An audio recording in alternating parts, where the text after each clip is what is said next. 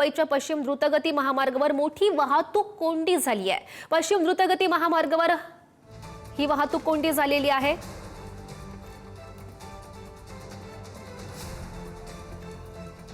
पश्चिम द्रुतगती महामार्गावर वांद्रेकडून अंधेरीच्या दिशेने जाणाऱ्या मार्गावर 1 ते 1.5 तासांपासून ही मोठी वाहतूक कोंडी झालेली आहे।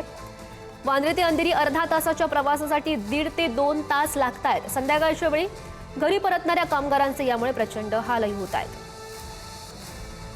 हे दृश्य आपण बघू शकतोय, वाहनांच्या मोठमोठ्या रांगा लागलेल्या आहेत। मुंबईच्या पश्चिम द्रुतगती महामार्गावर ही मोठी वाहतूक कोंडी उद्भवलेली आहे। वांद्रेकडून अंधेरीच्या दिशेने जाणाऱ्या मार्गावर ही प्रचंड वाहतूक कोंडी दिसते। वाहनांच्या रांगा आपण बघू शकतोय। वांद्रे ते अंधेरी अर्ध्या तासाच्या प्रवासासाठी आता 1.5 ते 2 तास चक्क लागतायत, अशी ही मोठी वाहतूक कोंडी उद्भवल्याचं आपण बघतोय। हे दृश्य सुद्धा आपण बघू शकतोय। मुंबईच्या पश्चिम द्रुतगती महामार्गावर ही उद्भवलेली मोठी वाहतूक कोंडी, वाहनांच्या लांबच लांब रांगा लागलेल्या आहेत। वांद्रे ते अंधेरी अर्धा तासाचा प्रवास आहे, मात्र हाच आता प्रवास करण्यासाठी जवळपास या वाहतूक कोंडीमुळे 1.5 ते 2 तास लागतायत।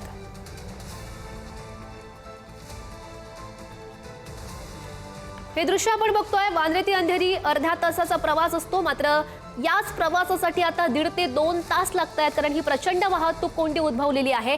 मुंबईच्या पश्चिम द्रुतगती मार्गावर ही वाहतूक कोंडी बघायला मिळते। नेमकी काय परिस्थिती आहे त्या ठिकाणी जाणून घेऊयात। आमचे प्रतिनिधी पद्मेश पवार सध्या आपल्यासोबत आहेत। पद्मेश, काय अधिकच्या अपडेट्स या सगळ्या संदर्भातल्या?